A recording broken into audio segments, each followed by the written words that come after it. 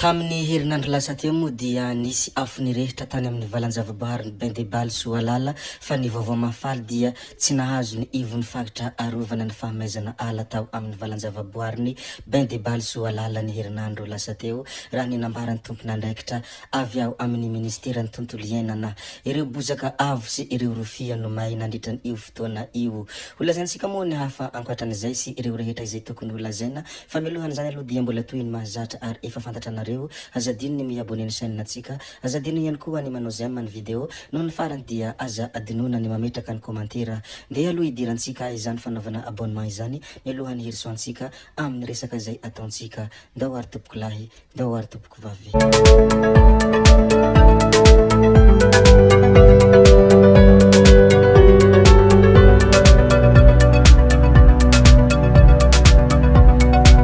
Atomboka atsika avy amin'ny toliara mo ny filazana ny zavamisy ato anatin'ity video anankiray ity. Nienga ny omaly ireo delegation na miisa 530 avy ao toliara so ny tena ny fagatra atsimo andrefana hiatrika ny fankalazana ny taom-baovao malagasy izay atao any Antananarivo ny 4 Oktobra 2024 avy izao. Ireo delegation ireo moa dia eo ambany fitarihan'ny ramatoa talempagatra ny serasera sy ny kolotsaina atsimo andrefana tsy iza moa izany fa Ravololonjanahary Marcelia sy ireo olobe solon-tena ny ray aman-dreny aradrazana avy ao amin'ny fagatra atsimo andrefana. Ity manaraka izay ho resansika ity dia anisan'ny somary hafahafa nefa mampalahelo ihany koa raha tena dinihina lalina dia lalina.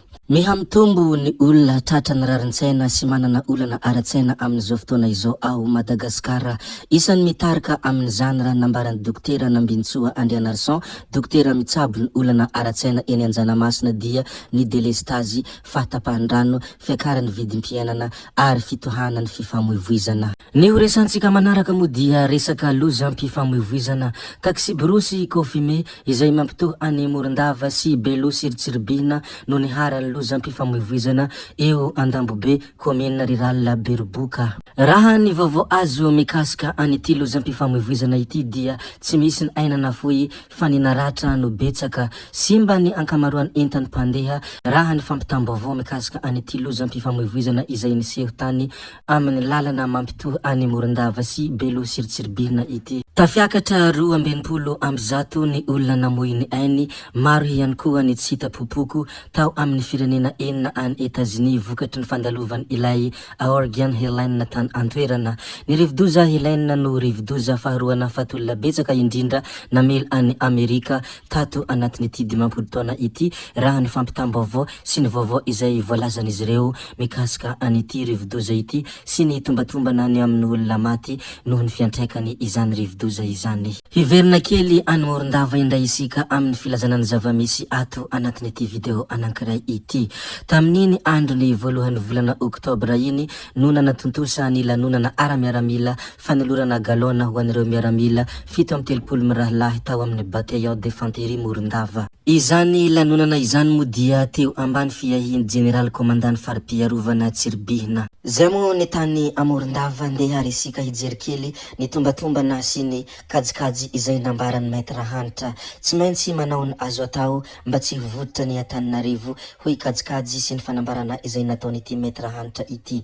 Efa manana mpifidy raha hetsy mahery ny team mahita Antananarivo renivohitra raha atambatra ny vato azo ny député enina avy amin'ny firaisankina tamin'ny fifidianana solombavam-bahoaka lasa teo hoy maître hanitra Razafy Manantsoa. Efa tombony ho an'ny vovonana izany ary ezahana ho hazonina saingy tsy tokony hanao tsinitsinina ny hafa na efa misy aza io vato io. Tsy hipetrapetraka fotsiny ny fanjakana fa hiditra ao anatin'ity raharaha ity anao izay fomba rehetra anakitsankanana antojo Ravalomanana fa tsy manaiky izany izahay fa tsy maintsy manao izay azo atao mba tsy hivototra Antananarivo hoy hatrany nambarany ity maître hanitra ity manoloana ny fifidianana ben'ny tanàna ho avy izao. Zay moa ny mikasika ny kajikajy izay nambarany maître hanitra ndeha risika hiresaka kely ny tranga izay nisy tany Anosy Benala.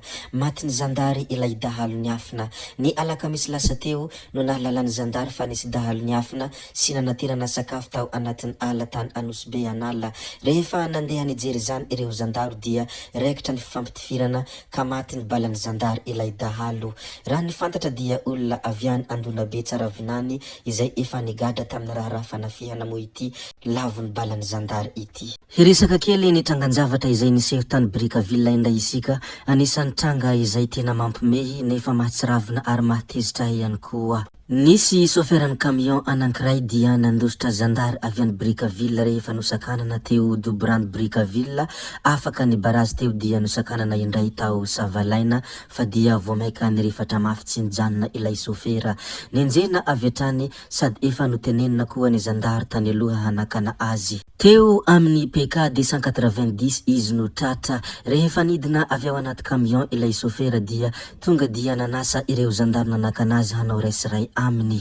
Ary anisan'ny zavatra izay nampirehareha an'ity sofera ity sy nampihebohebo azy moa dia ny hoe manana olona ambony izy ary Zandary ihany koa ny olona izay ananany raha araka ny fanambarana izay nataony raha nanindry ireo Zandary nanakana azy dia tratra lery ary zao izy hitantsika amin'ny sary izao. Raha vantany vao niparitaka moa ity tranga ity dia avy hatrany ireo olona naneho ny hevitra dia nanesoheso an'ity sofera ity nilazany hoe mety boxer angamba lery ka tsy nanana adversaire ka izany mahatonga izy miantso ny Zandary hanao resiray aminy hanao pratiky hoy ireo zay maneho ny hevitra. Zay moa ny mikasika an'iny sofera iny ndeha resika hiresaka trangan-javatra kely izay nisy tany Soavinandriana. Anisan'ny nampikaikaika sy nampimenimenina ireo olona tany an-toerana moa ity tranga anankiray ity. Tsy mahazo milalao tsipoka nety be intsony ao Soavinandriana itasy rehefa andavanandro fa amin'ny andro sy ora tsy fiasana ihany no afaka milalao izany. Isan'ny fanapahan-kevitra noraisin'ny mpitondra ao an-toerana izany noho ny ity tsy fandriampahalemana efa ho isanandro ity. Maro ny tezitra araka izay nambarako teo, maro ihany koa no manakihana ny hoe dia tena ilay tsipoka nety be ve no mampirongatra ny asanjolasy. Tena ilay tsipoka nety be ihany koa no mampirongatra ny tsy fandriampahalemana sao de mba antony hafa hoy ireo zay menimenina mafy sy tezitra ary nanakihana ity fanapahan-kevitra izay nisy tany Soavinandriana itasy ity. Zay ihany koa ny mikasika an'iny tsipoka nety be iny ndeha resika hiresaka kely mikasika ny mpanakanto malagasy, resaka vehivavy mpanao mozika. Tsy iza moa izany fa Vaiavy sy Lahy izay anisan'ny mpanakanto manana ny lazany ary manana ny mahizy azy ihany koa. Mankalaza ny tsingeritaona nahaterahany anio i Vaiavy sy Lahy. Androany ny tsingeritaona nahaterahany Soamazava Kristina na Vaiavy sy Lahy izay mpanakanto efa manana ny lazany niforona tany amin'ny taona 2004. Izay ato anatin'ity chaîne ity moa dia miarahaba manokana any Vaiavy sy Lahy ary mirarisoa ho azy ho ela velona ary mitomboa amin'ny tanjona rehetra izay kasaina, indrindra mazotoa amin'ny asa izay atao asa mozika, aingany hazoto hanolotra ny tsara sy ny soa avy any aminao ianao amin'ny mpankafy anao. Iny ihany koa ny namarana ny video antsika ry tompoko vavy sy tompoko lahy koa dia mankasitraka anareo rehetra na vitany hainao hatramin'ny farany ary mbola entanina foana ianareo ny mbola hanaraka ny video manaraka izay alatsaka ato. Zay fa veloma vetivety fa tsy hoe veloma mandrakizay amin'ny manaraka indray no manao ny misimisy. Veloma tompoko lahy, veloma tompoko vavy.